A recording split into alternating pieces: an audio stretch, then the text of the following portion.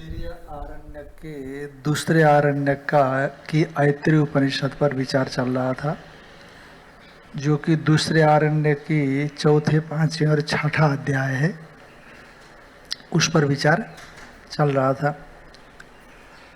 तो कहा कि आत्मा व इदम अग्र एक आशित नान्यत किंचन ईशत स इक्षते लोकानुसृजय इति, है ना। तो सजातीय स्वगत विजातीय भेद से रहित आत्मा अद्वितीय ही था। तो कहा क्या अभी नहीं है? कहते नहीं, अभी भी है वो, पर अभी नाम रूप से अभिव्यक्त हो गई उपाधियां, इसलिए तत्त शब्दवाच्य भी है, नाम वाच्य भी है, नाम का विषय भी है और तत्त प्रतीतियों का विषय भी है और आत्मा प्रतीति का विषय भी है।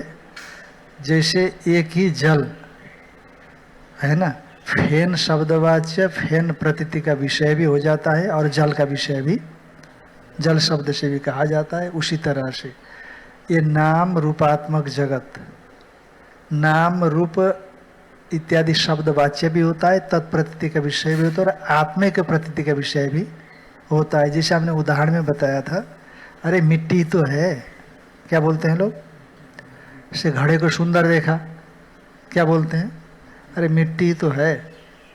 एक मिट्टी शब्द और मिट्टी प्रतीति का विषय भी, और नहीं तो फिर शास्त्रीय दृष्टि से आत्मा के विषय समझ लेना पड़ेगा इसको, क्योंकि आत्मा से पृथक कोई है नहीं, कल्पित है सब। स सर्वज्ञ स्वभाव्यात आत्मा एक सन, एक माने अद्वितीय।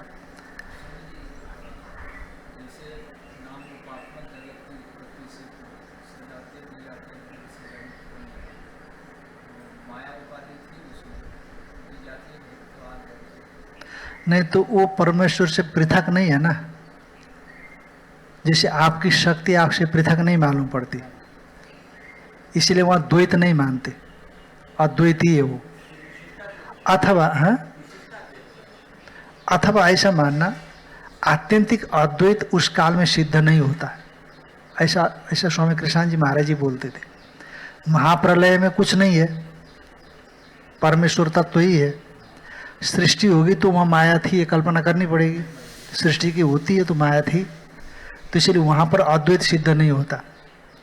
जब तक ज्ञान से बाध नहीं होता तब तक मुख्यतः अद्वैत सिद्ध नहीं होता। ऐसे स्वामी कृष्ण जी महाराज जी सुनाया करते थे,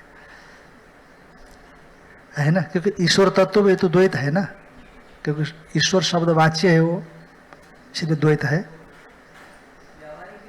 व्यवहारिक भी है, व्यवहारिक है, इसलिए द्वैत है ना, उसमें कोई बात नहीं। हाँ, क्या चीज?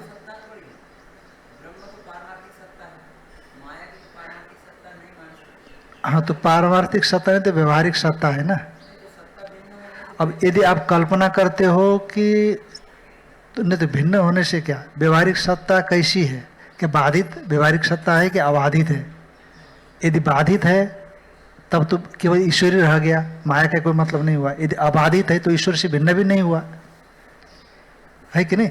नहीं, अबाधित यदि है तो द्वैत हो गया। फिर वो अबाधित यदि सत्ता है उसकी तो द्वैत हो गया, बाधित सत्ता है तो फिर ईश्वर से भिन्न कोई दूसरा रहा ही नहीं।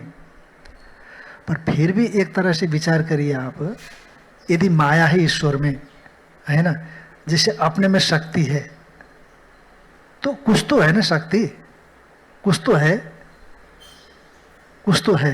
सुषुप्ति में ऐसे कुछ मालूम नहीं पड़ती है, तो जागृत में हम इसको उठाते हैं, पर ये हाथ तो नहीं ना उठाने वाला। हाथ है पर शक्ति ना हो तो, इसके हाथ में पैरालिसिस होता है, वो कहाँ उठा सकता है हाथ होने पर भी। इसलिए शक्ति हाथ से तो भिन्न है, शरीर से तो भिन्न है, इसमें कोई संशय नहीं है। पर उस शक्ति को हम शरीर से भिन्न करके दिखाना चाहे तो नहीं दिखा सकते। इसीलिए भिन्ना पे भिन्ना, सांगा पे नांगा, क्या क्या बताया ना।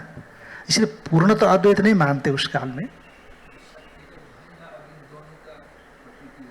हाँ, तो इसीलिए ज्ञान के बिना जो है ना अद्वैत की सिद्धि नहीं मानते पूर्णतः, जब तक वो बना रहेगा। अब क्या क्या पूछ रहे हैं आप? अभी पूछ रहे हैं ना? तो भाई माया सबली नहीं, विजातीय ऐसा मत को। विजातीय तो विजातीय इसीलिए नहीं कहते क्योंकि उसको कोई जो इन्होंने बताया ना, सत्ता तो है ही नहीं।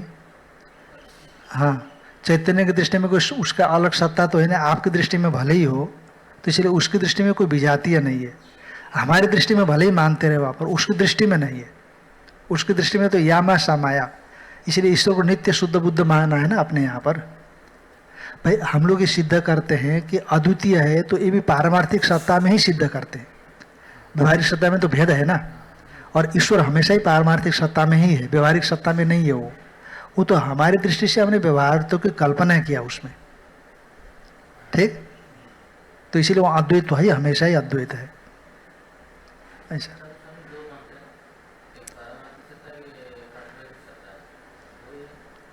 तीन है व्यवहारिक सत्ता।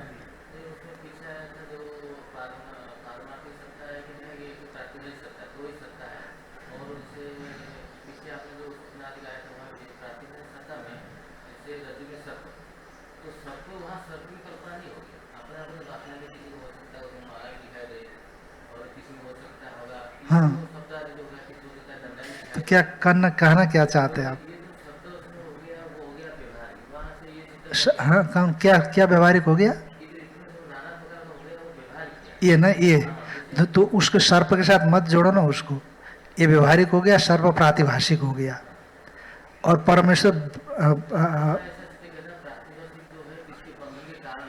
हाँ,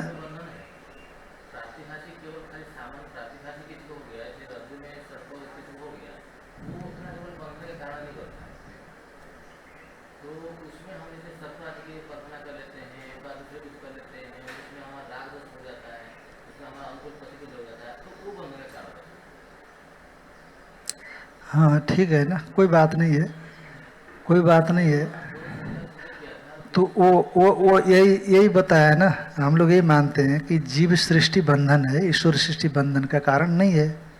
और प्रातिभाषिक में आप वहाँ क्यों जाते हो? प्रातिभाषिक तो तब तो जीव सृष्टि मानो उसको प्रातिभाषिक जीव सृष्टि है, तो जीव सृष्टि तो बंधन ही है, ऐसा मान लो। और क्या नहीं, व्यवहारिक जो है ना ये ईश्वर सृष्टि है, प्रातिभाषिक तो आप ही की सृष्टि है। प्रातिभाषिक क्या है? आपका मनोराज्य प्रातिभाषिक ही है ना। तो उसी तरह से जो वहाँ का साप है, साप तो है ही नहीं ना, वहाँ साप वस्तु तो नहीं, आप ही को दिख रहा है। अब जिसने रस्सी को जाना है उसको साप नहीं दिखता, इसलिए आप ही की सृष्टि है, इसलिए आपके लिए बंधन है।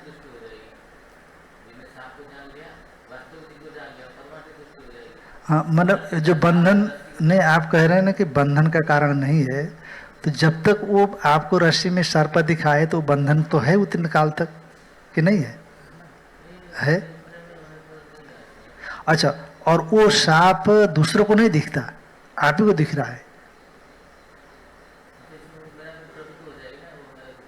तो उससे क्या हो गया? आपको उतने काल तक सांप से डर हो गया, आप घबरा गए, तो यही तो बंधन है, और क्या है?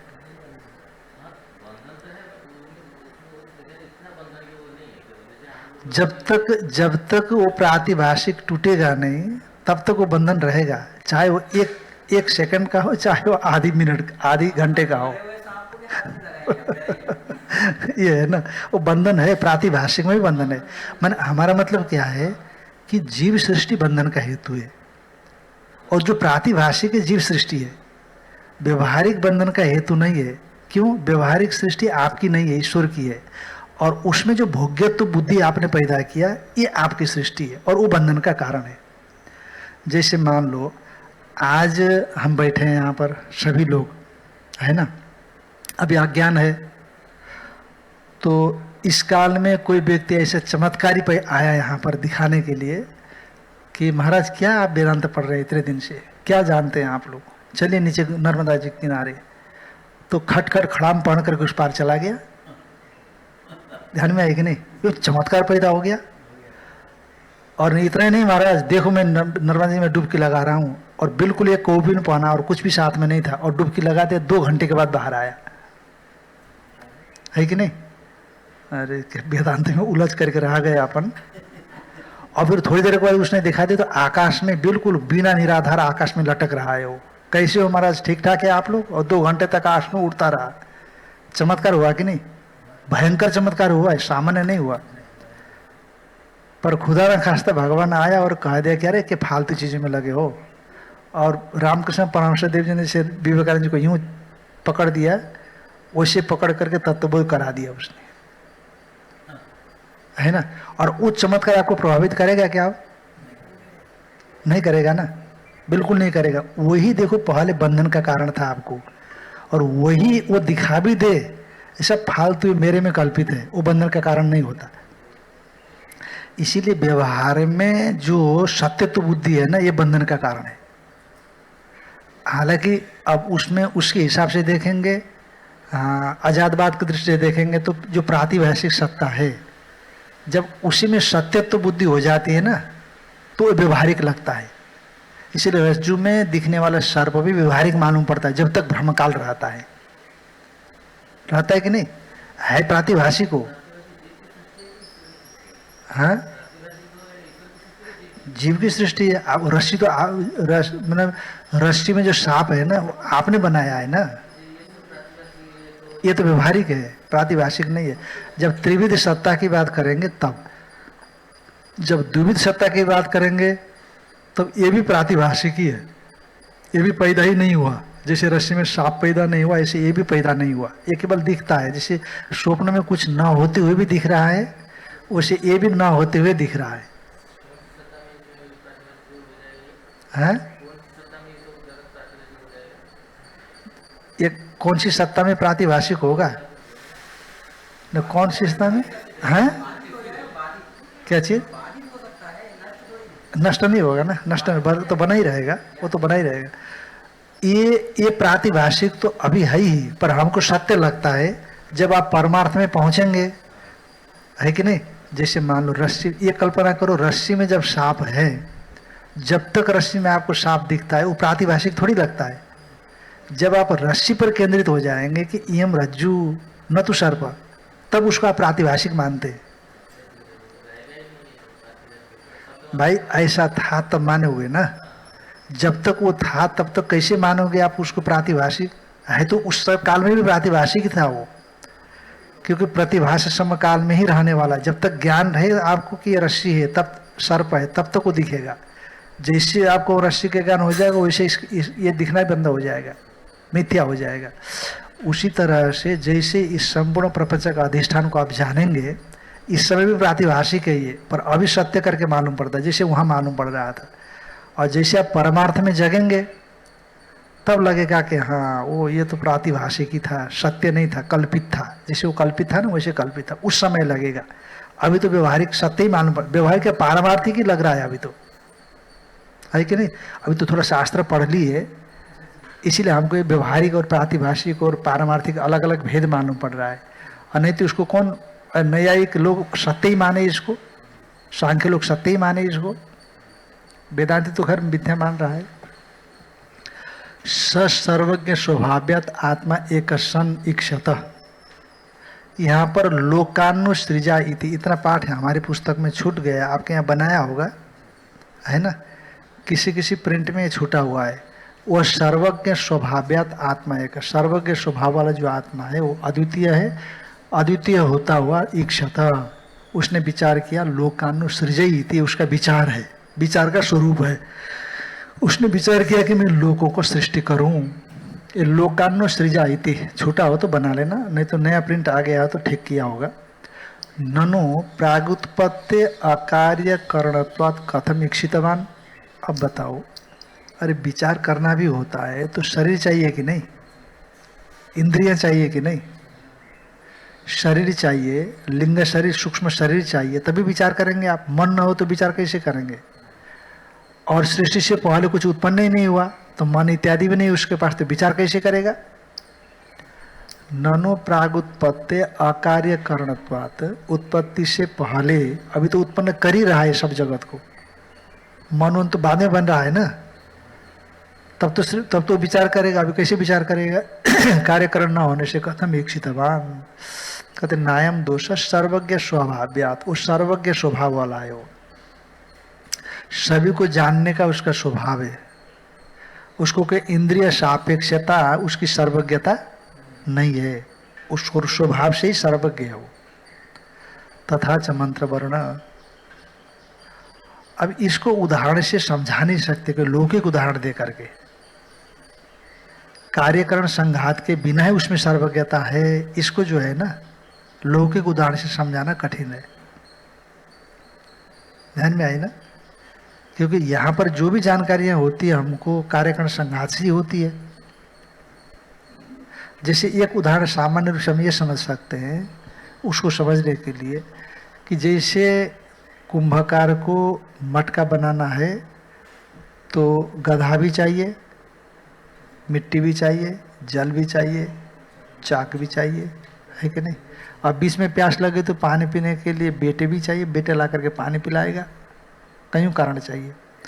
पर यदि जादूगर यदि घड़ा बना मटका बनाना हो तो है ना, जो जिस जादूगर के पास मंत्र तंत्र साबर मंत्र इत्यादि झट से बना देगा, उसके लिए तमाम बावड़ वो करने की जरूरत नहीं। उसमें कोई देवता है, कोई योगी है तो और उसके तो क्या क्या करेगा, वो बहुत आराम से बना देगा। ये तो महामाया है, महामाई है कि नहीं? इसीलिए इसके लिए कोई कार्यकरण हो तभी काम करे, ऐसी कोई जरूरत। सर्वज्ञ स्वभाव है, सर्वम जानाते थे, उसका स्वभाव ही है। जैसे वहां पर जैसे जादूगर या देवता बिना साधन के बना लेता है, माने वैसे साधन इकट्ठा करना नहीं पड़ता। बिना साधन में साधन तो है वहां पर भी, पर ऐसी जैसे साधन इकट्ठा करने की उसको जरूरत नहीं होती, वैसे ईश्वर को भी नहीं है। तो, हाँ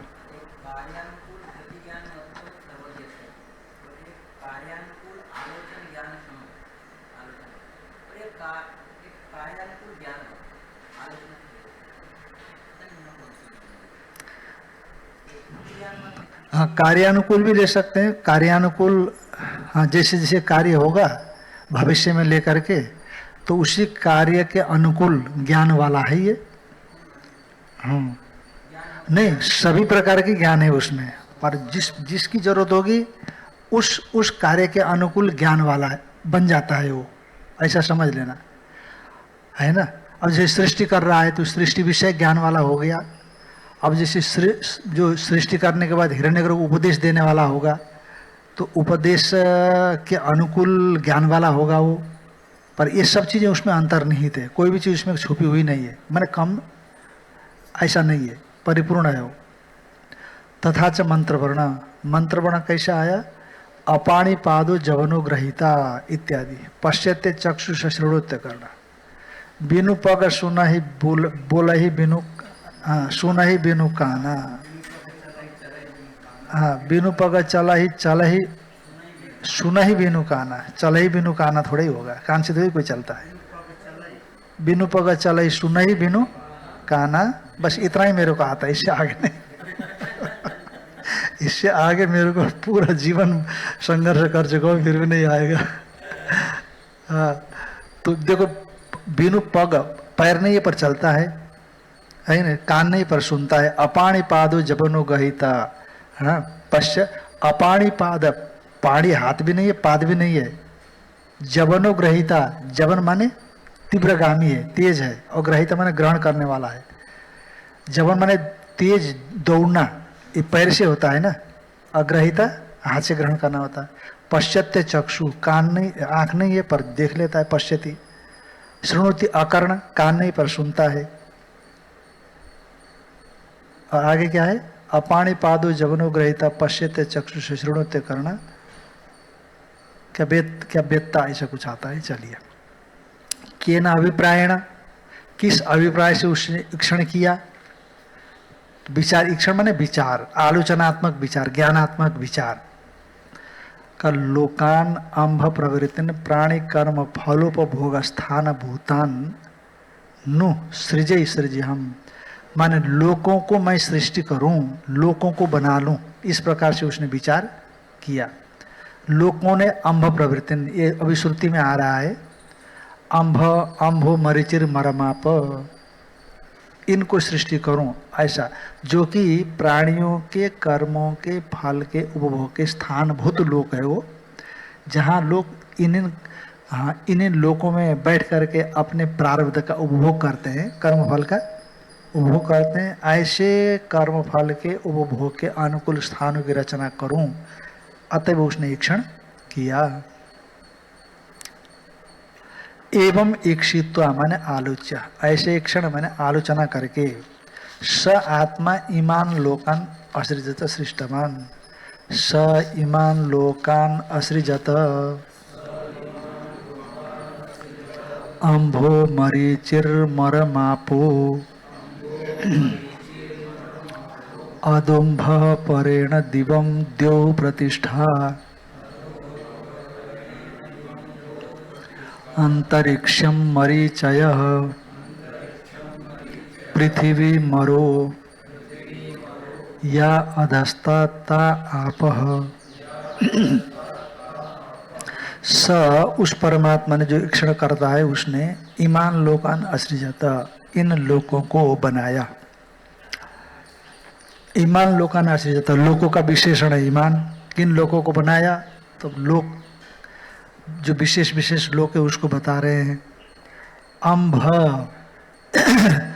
मरीचिर मरमापो ईमान लोकान असृजत, अम्भ मरीचिर मरमाप, इन लोकों को उसने बनाया। अम्भ किसको बोलते हैं? मरीचि किसको बोलते हैं? मर किसको बोलते हैं? आप किसको बोलते हैं?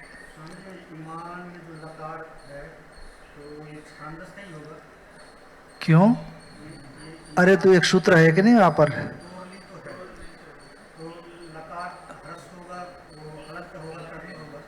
है तो हलंत है ना नकार?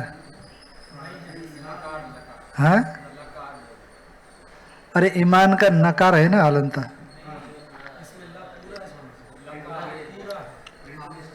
हाँ तो आधा ल है हमारे यहाँ पर, आपके यहाँ आधा ल नहीं है, दो ल पूरे पूरे हैं।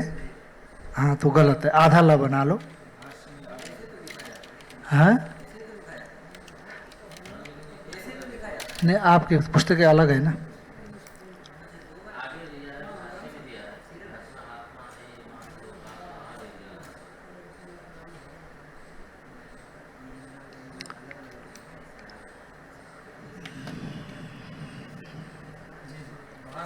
भाष्य में दिया ना, क्या नीचे क्या दिया भाष्य में? भाष्य में ठीक दिया। वो तोरली सूत्र से लकार को दुत्व हो जाता है ना, कि नहीं? न को अनुसार हो जाता है, और ईमान लोकान ल पर रहते क्या नकार को लकार हो जाता है? क्या क्या होता है? तोरली वृत्ति बोलिए। वाह, तवर्ग से मन नकार को पर, हाँ लकार से परे, लकार के परे रहते हो, पर सवर्ण, पर के सवर्णी लकारी होगा। हाँ लकार का सवर्णी नासी अनुनासिक लकार हो गया, दूसरा लकार तो है नहीं सवर्णी, अनुनासिक लकार हो गया। तो नकार को मिटा करके अनुनासिक लकार आ गया, कि आधा था ये भी आधा हो गया। ठीक यही हुआ ना? तवर्गस्य लकारे परे पर सवर्ण, तो तवर्ग कौन हो गया? न। तो लकार परे हो गया लोकान का ल, और उसका पर सवर्ण क्या हो गया? अकेले ल नहीं, अनुनासिक ल। तो चूंकि न आधा है इसीलिए वो ल भी क्या होगा वहां पर? आधा, और अनुनासिक होगा तो इसीलिए अनुनासिक आधा ल आ गया, तो परे ल में मिल गया, तो क्या लोकान, ईमान लोकान ऐसा बना। तो महाराज ठीक है, तोरली पढ़ाने लग गए आप, ये क्या बात हो गई? हाँ यहाँ तो ये बात करिए कि अम्ब का अर्थ क्या होता है? अम्ब मरीचिर मरम आप। हैं अभी अच्छंदी पढ़ाने से क्या मतलब है? यहाँ उपनिषद चल रहा है। हाँ क्या? तो लकार का आधा कहाँ से आया फिर? ये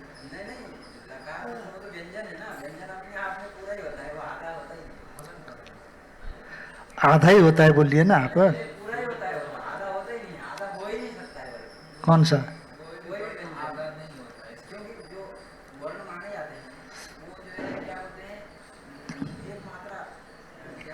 अर्धमात्रा। आप मेरे को पूछिए, अर्धमात्रा कहिए। व्यंजन अर्धमात्रा होता है, और स्वर पूरा मात्रा होता है, और स्वर में जो आ होती है वो 2 मात्रा होती है, और ई 1 मात्रा होती है, और ई 2 मात्रा होती है, और प्लुत होती है ई। अरे व्यंजन में क्या अर्ध मात्रा मानते हैं भाई, रस्व दीर्घ प्लुत नहीं होता। पूर्ण मात्रा में रस्व होता है और डबल पूर्ण मात्रा में दीर्घ होता है, और जब दीर्घ उससे ज्यादा होता है तो प्लुत हो जाता है वो। क्या? हाँ ठीक है, नहीं अर्ध मात्रा को भी एक माना है उससे, मात्रा तो अर्ध है पर एक है वो, इस ढंग से। जैसे देखो अकाराद हकारादेशु सु अकार उच्चारणार्थ, क्या मतलब हुआ? तो इसका मतलब है कि आकार केवल उच्चारण के लिए है। क में जो आकार है, हकार में, क्योंकि अयुन रिलिक ए औंग आई औच हायवरट यहाँ से शुरू हो गया ना व्यंजन, हायवरट। तो हा में पूरा हा कैसे बोल रहे हैं आप? तो कहा कि हकार में आकार सिर्फ उच्चारण के लिए है, वो पूरा का पूरा ह ऐसा ह वर्ण नहीं है। फिर क्या है? ह ऐसा सुविधा के लिए ना, मैंने है नहीं वो। आकार में या आकार में जो डबल आ है उच्चारण की सुविधा के लिए, नहीं आ है वहां पर।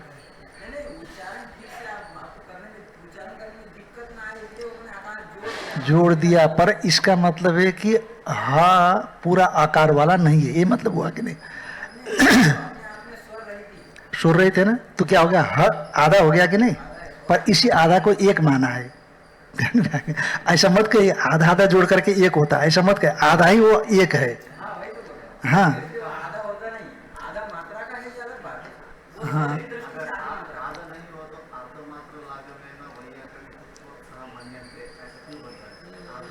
नहीं ठीक है, वो शब्द का भेद है, कोई बात नहीं। इनका कहना कि एक मात्रा, ये तो ठीक है, एक ही मात्रा है ना, ठीक है। नहीं हमारा कहना यह है कि आधा आधा होता तो अर्धा मात्रा ही है वो अर्धा मात्रा ही होता है। अच्छा मान लीजिए यदि यदि हा का खा ये पूर्ण ही मात्रा है, एक ही मात्रा है, तो अर्धा मात्रा लाघव से पुत्रोत्सव व्याकरण कैसे मानेंगे? हाँ स्वर में अर्धा मात्रा होता नहीं भैया, स्वर को आधा मात्रा कहाँ कम करोगे? वो तो गड़बड़ हो जाएगा पूरा। स्वर में आधा मात्रा कैसे गड़बड़ करोगे? रस्व को दीर्घ, दीर्घ को रस्व करोगे या प्लुत को दीर्घ करोगे? होता ही नहीं ना वहां पर, तो पूरा एक मात्रा ही होगा वहां पर। ये समझ लो कि जो आधा ही मात्रा को एक बोला गया है वहां पर, ध्यान में आई ना? हाँ ऐसा, हाँ। तो अम्भो मरिचिर मरमाप है ना, तो अम्भ मरिचिर, अम्भ किसको बोलते हैं भाई साहब ये बताइए जरा, अम्भ तो समझ में नहीं आया है। तो श्रुति भगवती बहुत दयालु है, माता से भी उपकारिणी है, माता से भी। हाँ तो कहते माता तो क्या करती है, जन्म देकर के संसार में डाल देती है, पर श्रुति भगवती क्या करती है, संसार से पार लगा देती है। का अम्भ परेण दिवम, हाँ परेण दिवम माने द्युलोक से परे, जो महारादि लोक है कि नहीं, द्युलोक से परे। दिवम माने द्युलोकात पर, ऐसा समझना। दिवम यद्यपि एक वचन है, पर द्युलोकात परेण स्थित, परेण स्थितानि, हाँ यानी स्थिता ये लोका, ऐसा समझना। माने द्युलोक से हो गया महजन तपसत्यम, इसको अम्ब शब्द से कहा। द्युलोक माने स्वर्गलोक, उसके ऊपर के जितने भी महाजन तप सत्यम, ये जितने अम्भ, वो अम्ब शब्द से कहा है। और द्योहु प्रतिष्ठा, इन सब की द्युलोक प्रतिष्ठा है, क्योंकि यहीं से शुरू होते हैं ना ये लोग, द्युलोक से शुरू हो गए, इसलिए उनका आश्रय है द्युलोक माने स्वर्गलोक। अंतरिक्षम मरीचय, और द्युलोक के नीचे जो जहाँ सूर्य की किरणें प्रचुर मात्रा में होती है, द्युलोक में भी होती है, इसी सूरज की किरण द्युलोक में भी होती है और अंतरिक्ष लोक में भी है। तो इसीलिए अंतरिक्षम मरीचय, अंतरिक्ष मरीचि लोक है, उसको मरीचि लोक का, अंतरिक्ष को पृथ्वी से ऊपर और द्युलोक से नीचे, ये हो गया अंतरिक्ष लोक, मरीचि लोक हो गया। और म्रियंते म्रियंते प्राणी न अश्विनीति मरह, माने पृथ्वी, जहां प्राणी मरते हैं तो इसलिए पृथ्वी को मर कह दिया। और यह अधस्ता ताप, जो अतल बितल सुतल रसातल तरातल पातल जो नीचे के लोग हैं ना, उनको कह दिया आप। यह आपस्ता अधस्ता ता, जो नीचे के लोग हैं, माने पृथ्वी के अधस्तात मान नीचे के जो लोग है, ता आप उच्चनते, वो लोग क्या कहलाते हैं? आप, ऐसा कहलाते हैं। अम्भो मरिचिर मरम आप, ऐसा कह दिया। तो भगवान भाष्यकार क्या बोलेंगे इस विषय में? हैं? द्युलोक किसमें आया? अंभ में आ गया ना, उसका आश्रयभूत हो गया वो, है ना, आश्रय होने से उसी में आ गया, अंभ से आ गया। ननु सोपादान तक्ष्यादि, हाँ, आत्मा ईमान लोकान अचिष्टवान एवं इक्षित्वा, इस प्रकार से आलोचना करके स आत्मा, उस आत्मा ने ईमान लोकान असिजत सृष्टवान, इन लोगों को बनाया।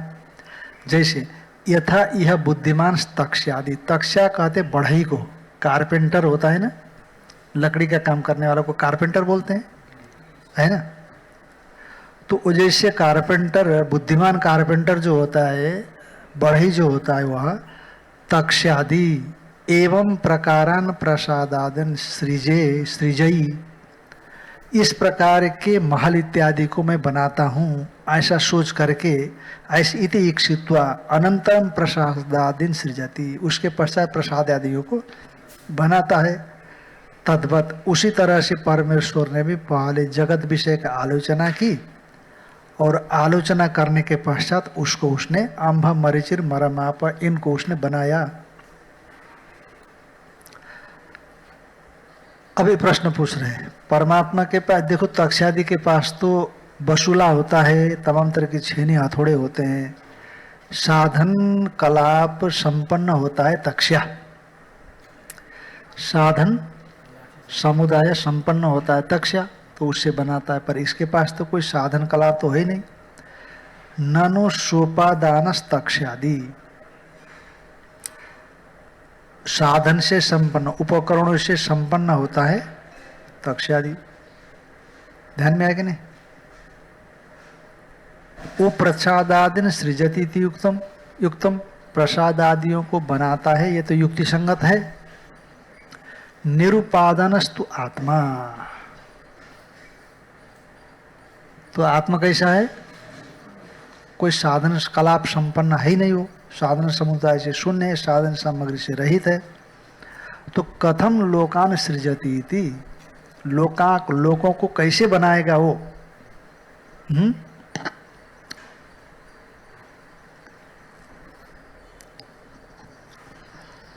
का नई सदोष, कहा कि वहां को साधन की जरूरत नहीं ना, बहुश्यम प्रजाय, क्या भगवान ने क्या सोचा? बहुत हो जाऊं, फिर बहुतों को बना दिया।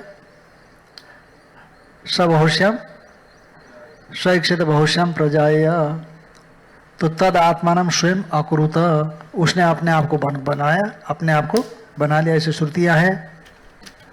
का नई सा दोष, इसमें कोई दोष नहीं है। क्यों? सलील फेन स्थानीय, ऐसे आत्मा देखो, जब सृष्टि की बात आती है तो माया की कल्पना वास्तव में हो ही जाती है। जब सृष्टि की कल्पना नहीं होती तो माया की कल्पना भी वहां नहीं होती। आखिर सृष्टि कल्पित ही है ना, नहीं तो बात कैसे होगा इसका? है बाधों के प्रति विवर्त है, दिखता है, हाँ, जिनको दिखता है, और जिनको मिथ्या दिखता है उनके लिए क्या है? ये प्रातिभाषिक। सलील फेन स्थानीय आत्मभूते नाम रूपे अव्याकृति, ये देखो परमात्मा की माया है जो परमात्मा के साथ रहती है। हाँ, परमात्मा की माया वो परमात्मा के साथ रहती है। और सृष्टि बताना है तो बताना पड़ेगा कि नहीं कारण को। ऐसे ईश्वर ने सुमंत्र कर दिया, सृष्टि बन गया, ऐसा अव्यवहारिक बात श्रुति भी नहीं कहती है। हाँ हाँ, श्रुति कहते कि नहीं पैदा हुआ है, पैदा हुआ है। तो कारण क्या है पैदा करने में? कहते परमेश्वर की प्रकृति है, अनभिव्यक्त नाम रूप वाली जो प्रकृति माया है। सलिल फेन स्थानीय, सलिल फेन स्थानीय आत्मभूते नाम रूपे, वो नाम रूप अव्याकृत नाम रूप है। अव्याकृत नाम रूप लेना, केवल नाम रूप व्याकृत नहीं, अव्याकृत नाम रूप। हाँ, तो सलिल फेन स्थानीय बोलते तो टिप्पणीकार को फेन ये अच्छा नहीं लग रहा है। टिप्पणीकार कहते हैं सलिल ही बोलना चाहिए, फेन नहीं बोलना चाहिए। फेन तो जरा शरीर का कार्य होता है ना। फेन क्या होता है? शरीर का कार्य होता है। समुद्र बोलना तरंग नहीं बोलना, क्योंकि समुद्र का कार्य तरंग दिखता है ना। इसलिए समुद्र बोलना जल, क्योंकि जल ना हो तो तरंग नहीं होता। इसलिए वो थोड़ा सा भगवान भाष्यकार के जो फेन स्थानीय जो पंग शब्द है उस पर थोड़ा सा टिप्पणी करते हैं। व्याकृत अव्याकृत दशा भेदन उभय रूपत्व नाम रूपे शैल्य फेन स्थानीय इति। सलिल ऐसे व्याकृत अव्याकृत को लेकर के बोले, पर व्याकृत होना बाकी है अभी, इसलिए उनमें भी उनको भी रुचि नहीं हुई। इसलिए कहते सलिल स्थानीयत्वम एवं तो युक्तम भक्तुम। सलिल स्थानीय जो नाम रूप यही बताना युक्त है। अव्याकृत इति विशेषित, क्योंकि आगे अव्याकृत विशेषित किया है ना। फेनस्यापि सतैव व्यक्ति उपगम अभिप्राय प्रायकम। फेन भी क्योंकि उसी सत से पैदा होता है। फेनस्यापि सतैव जो कार्य रूप फेन है ना, वह भी अभिव्यक्ति अभिभवाद, क्योंकि आगे उत्पन्न होना है उसको, इसीलिए उसको भी फेन स्थानीय ऐसा कहा दिया। तो नाम रूप अव्याकृत आत्मिक शब्द वाच्य, देखो वहां पर आत्मा से अतिरिक्त दूसरा शब्द नहीं उसके लिए, ध्यान में है ना। अब जैसे आपका नाम मोहन है कि नहीं, तो आप अपने माया लेकर के दुनिया भर में घूमते हो, माया फैलाते चले जाते हो। डाबल भी तो अपने माया फैलाते हैं कि नहीं? हाँ, देखो वेदांति जी ने माया फैला दिया वहां पर अपने, तो अपने कुटिया बना डाली वहां पर। अब आप जाओगे कहीं दूसरी जगह पर अपना माया फैलाओगे, तो वो एक काम करोगे वो करोगे, पर ये नहीं कहेंगे कि वेदांति जी ने जी यहाँ माया रख दिया है और वेदांति जी चले गए, ऐसा नहीं कहते। हाँ, वो माया आप ही का स्वरूप है, वो भिन्न नहीं है। क्योंकि आप गए और लोगों में प्रवचन दे दिया, प्रभावित लोग हो गए और फिर आप चले आए, तो आपका जो प्रभाव माया का ही कार्य है ना, तो वो आप ही के साथ आई, तो आपसे भिन्न कहाँ हुई? वो आपसे भिन्न नहीं। इसलिए उस तरह ईश्वर की नाम रूपात्मक और अव्याकृत जो नाम रूप माया है वो ईश्वर के आत्मभूति है, उससे भिन्न नहीं है। आत्मय का शब्द वाच्य, आत्मय का शब्द से कहा जाता है उसको, उससे भिन्न नहीं कहा जाता है।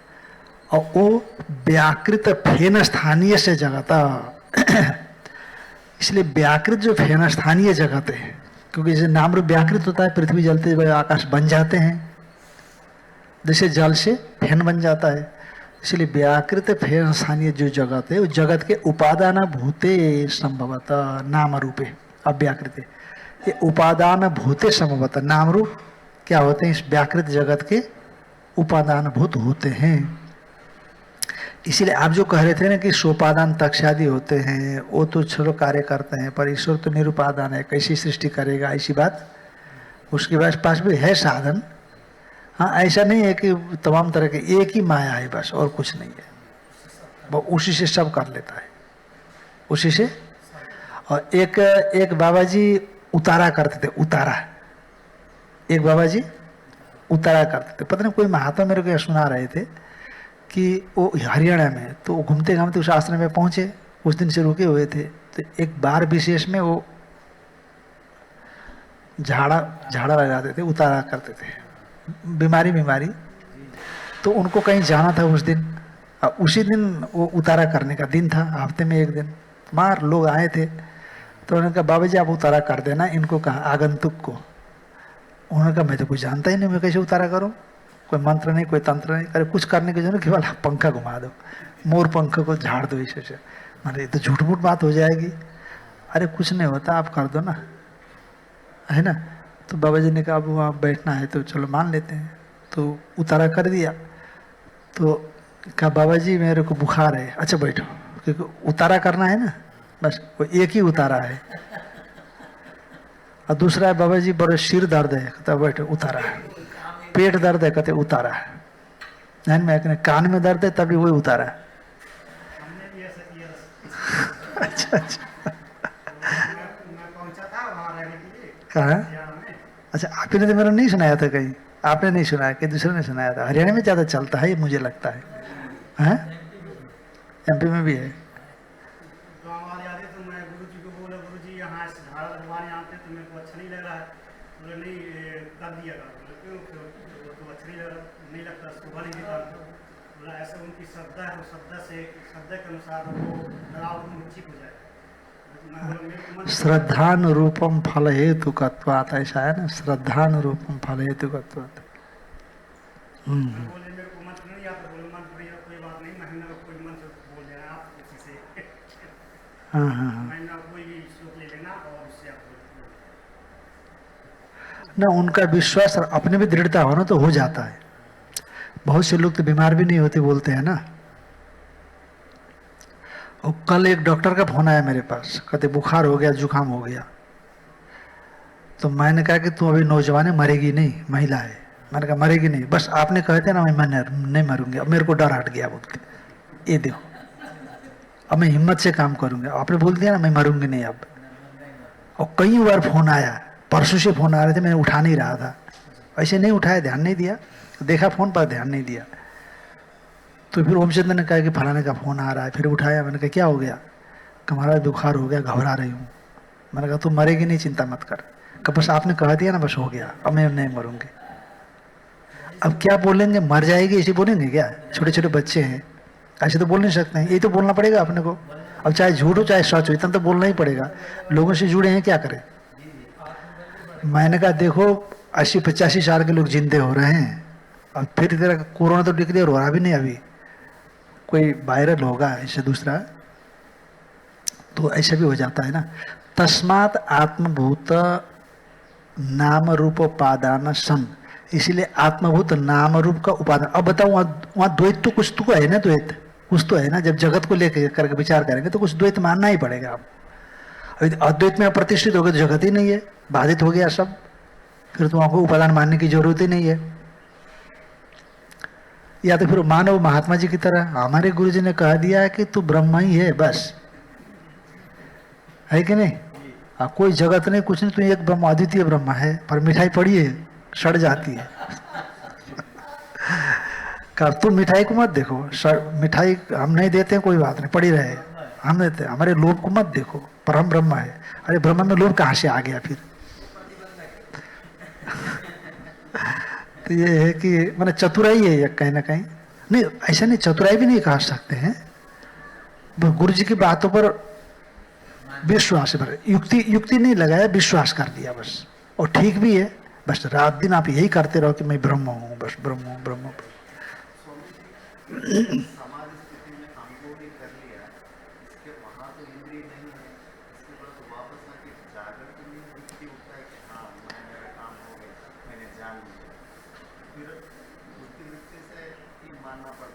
क्या चीज?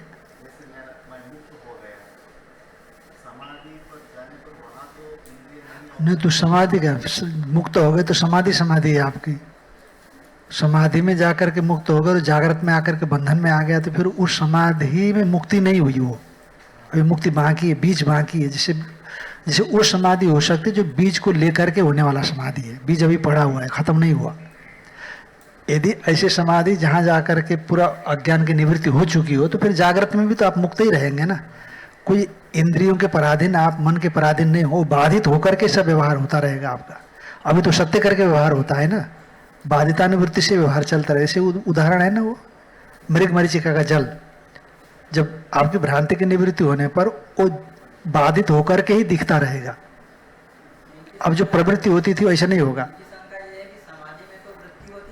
हाँ हाँ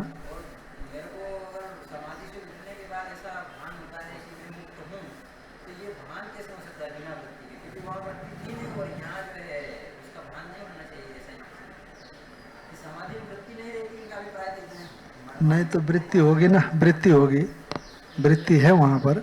निर्वृत्तिक समाधि अभी नहीं हुई हो, ध्यान में आए कि नहीं? वो कई समाधियाँ होती है ना, योग सूत्र की समाधि में वृत्ति होती है किसी किसी समाधि में, तो ऐसी भी समाधि होगी। और क्योंकि वो लोग भी जब निर्विज समाधि होती है, निरोध समाधि जो होती है, उसमें संपूर्ण संस्कारों को बिल्कुल खत्म मानते हैं। तदा दृष्टि स्वरूप अवस्थानम योग चित्तवृत्ति निरोध, और निरोध होने का फल क्या हो गया? तदा दृष्टु स्वरूप अवस्थानम, ऐसा होता है।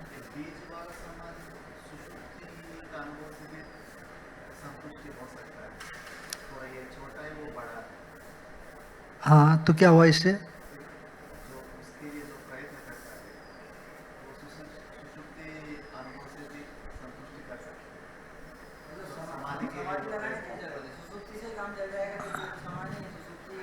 मैंने समाधि लगाने के लिए इसीलिए प्रयास करता है कि बीज सब खत्म हो जाए। सुषुप्ति में वो नहीं होता, सुषुप्ति में केवल लीन होते हैं, खत्म नहीं होते, फिर जगते हैं। तो वो तो सुषुप्ति में केवल आपने क्या किया ना, उसको आपने फिक्स डिपॉजिट करके रखा है, सुरक्षित रखा है सुषुप्ति में, वो काम नहीं कर रहे हैं, इतनी बात है। जगते ही वो फिर क्रियाशील हो जाते हैं।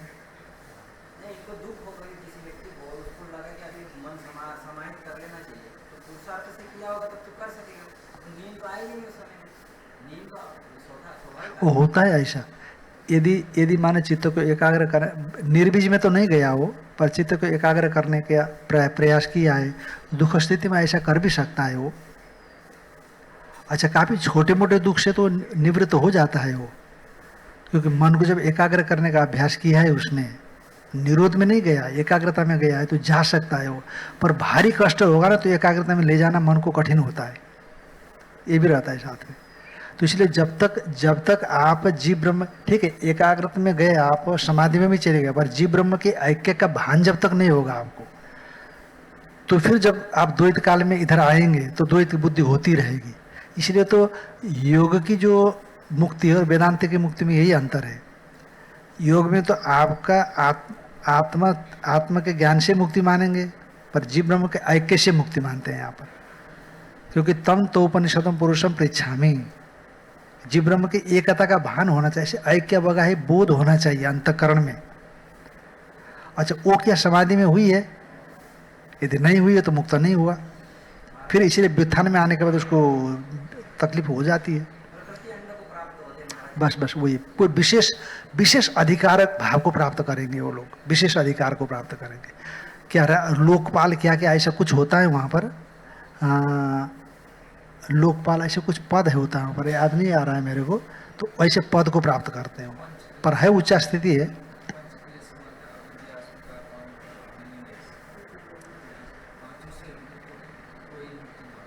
हाँ, ऐसा है। तो यदि ऐसी स्थिति नहीं है तो फिर क्या वृत्ति सारूपम इतरत्र, और यदि ऐसा न हो तो फिर वृत्ति के स्वरूपता को ही प्राप्त करता है आत्मा। तो ये इत्यादि बताइए एक सूत्र में। तो तस्मात् आत्मभूत नाम रूप उपादान सन सर्वज्ञ जगत निर्मित, सर्वज्ञ ही जगत का निर्माण करता है इत्याविरुद्धम, इसलिए उसके पास साधन है। अथवा यथा विज्ञानवान मायावी निरुपादान आत्मानम एवं आत्मांतरत्वेन आकाशेन गच्छन्त्येव निर्मिते, अथवा यथा विज्ञानवान मायावी, जैसे विज्ञानवान मायावी होते हैं ना, मायावी, वह निरुपादान मायावी, उसके पास कुछ नहीं दिखता माया को छोड़ करके, आत्मा ने वो स्वयं अपने आप को ही आत्मांतरत्वेन भिन्न आत्मा के रूप से, भिन्न स्वरूप से, आकाश से न गच्छन्ते में, वह आकाश से जाता हुआ, आकाश में जाता हुआ, निर्मिते तथा सर्वज्ञ देव सर्वशक्ति महामाया, सर्वज्ञ देव सर्वशक्ति है, वो महामाया है, महान माया संपन्न है। आत्मान एवं आत्मानंतर जगत रूप निर्मित युक्ततरम, वो अपने आप को जगत रूप से बनाता है, ऐसे वो भी माया से ही बनाता है, अब स्वयं तो नहीं बन सकता, परिणामी हो नहीं सकता। हाँ, ऐसा। एवं च सति कार्यकरण उभय असत व बाध्यादि पक्षाश्च न प्रसज्यते शून्य से भवन्ति। इस प्रकार से कार्यकरण हाँ ऐसा मानने पर क्या होगा, तो ये कार्यकरण ये दोनों को उभय कहने वाले, दोनों उभय को ही असद कहने वाले असद बाध्यादि पक्षाश्च न प्रसज्यन्ते। असदवादी इत्यादि का जो पक्ष है वो क्या होता है, निराकृत हो जाता है, क्योंकि सदवाद है यहाँ पर, भाव से ही भाव को पैदा करते हैं। हाँ हाँ वैसे सीधे असतवादी है ना, असत उत्पन्न होता है। क्या मानते हो लोग, हम तो सत उत्पन्न मानते हो, असत उत्पन्न मानते हैं। असत से नहीं मानते वो लोग, सत से, सत है कारण तो, पर सत कारण से सत कारण में अविद्यमान मैंने असत घट की उत्पत्ति मानते। ध्यान में आए कि नहीं, क्या हाँ ऐसा मानते हो, हाँ उभय असत, हाँ हाँ बौद्ध दर्शन है ना, वो तो बिल्कुल टोटल मानते ही नहीं है। माने उनका मत कैसा है कि जो कारण में अविद्यमान माने असत कार्य की उत्पत्ति होती है, ऐसा किनका सिद्धांत है, आरंभवादी का सिद्धांत है। और कारण में कार्य है पर अनभिव्यक्त रूप से है, ये सांख्य मानते हैं, और वेदांती भी करीब करीब यही मानते हैं, ये वेदांती का सिद्धांत है। और कार्य कारण उभय का ही असत्व मानते हैं कौन, बौद्ध लोग। तो कौन, ये शून्यवादी इत्यादि, तो ये पक्ष निराकृत है। और श्रुति बाह्य भी हो, अवैधिक होने से श्रुति बाह्य भी है। हाँ एवं च सति कार्यकरण उभय असद्बाद्यादि पक्षाश्च, कार्य कारण उभय असद्बाद, कार्य कारण उभय को असद, हाँ ये मानने वाला का जो पक्ष है वो पक्ष भी न प्रसज्यन्ते सुनिराकृताश्च भवन्ति, अच्छी तरह से निराकृत हो जाते हैं। तो कार्य कारण उभय को असत मानता है, माध्यमिक तो मानता ही मानता है, माध्यमिक तो मानता ही मानता है। और कौन मानता है, और कौन मानता है कार्य कारण को असत, माध्यमिक मानता है। और शून्यवादी तो माध्यमिक ही है। हाँ विज्ञानवादी समझ लीजिए है ना, नहीं विज्ञान को तो मान ही रहा है ना,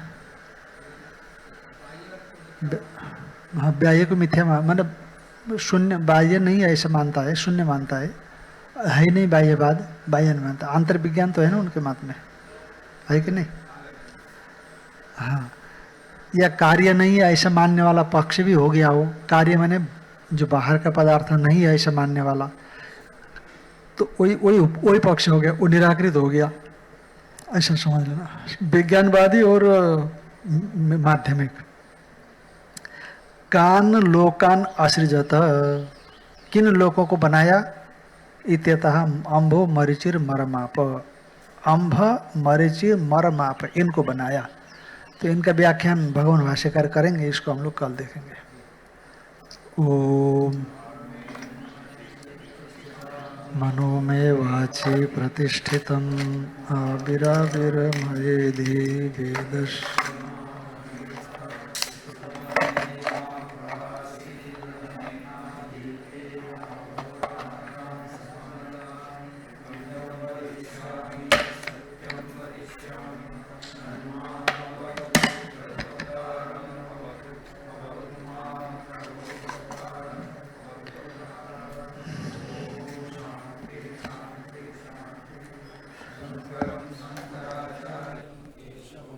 UHN